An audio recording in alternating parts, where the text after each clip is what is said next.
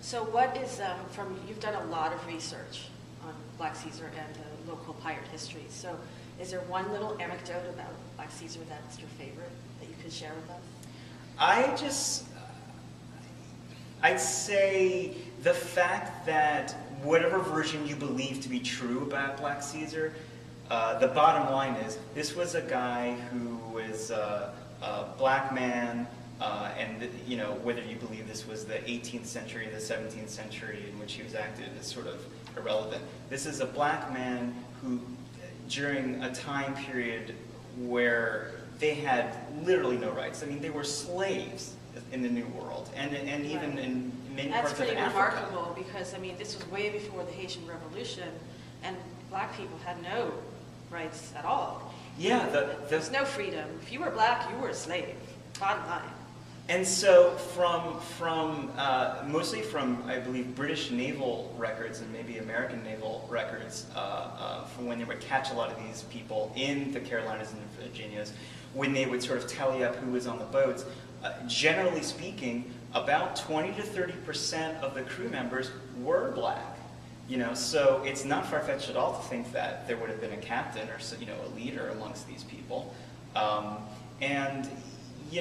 It's just amazing to me the amount of freedom that these people had, all pirates. As I was mentioning in the talk, they would elect who their captain was, and it was sort of a direct democracy, not a republic. So at any time there was sort of failed confidence in the leader, they would just have a new vote and the old person out. And yeah, not so much a mutiny because you don't want to lose your ship. Right. Or anything like that, but it was just, this person's not working out, we need someone else to take care of things. God, if only that could work in our country.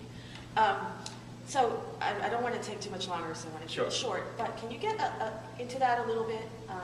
Because the democracy from what aspect? you talked about that they actually had, most people think of pirates as this very rogue and lawless culture, but actually within any culture you do have to have boundaries and you do have to have laws in order for it to work.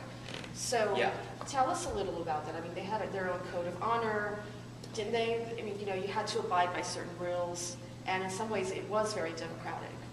Yeah, in many ways it had to be democratic. Keep in mind that if 20 to 30% of the crew members are black or of African descent, that means that the vast majority of those, if not 100% of those people, would have been runaway slaves or runaway something of some sort. So you have a mix of these people, plus most of the rest of the pirates would have been, trying to get away from having to do naval duty or maybe jump ship, from official vessels. So they're, by nature, on the run.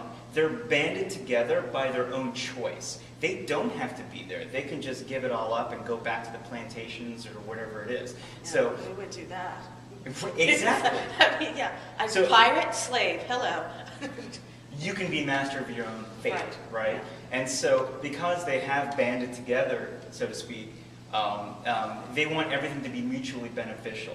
And even this sort of buried treasure idea where you have the sort of myth of the pirate captain and maybe one of his crew members, taking something ashore and burying it, X marks the spot and all that, is very much exaggerated because as soon as they would have gotten the booty from these other ships, they were basically evenly distributed amongst the crew. And if they found it wasn't, again, you have your little mutinies, you have your little, someone else's captain and all this kind of stuff. So it was very democratic. They had to be accountable to each other. They had to be accountable to each other. And keep in mind, especially the British Navy is the most notorious for these these naval ships being run like jails almost, where the sailors had no rights whatsoever. If you spoke out, you might get a flog and all this kind of stuff. So none of that happened on the pirate ships, and so they were just the polar opposite. Fascinating. Well, thank you, Natan, for being here today. You can come to the History Miami Museum. They're open pretty much 7 days a week, I think. We're not open Mondays, but every other day. Not open Mondays.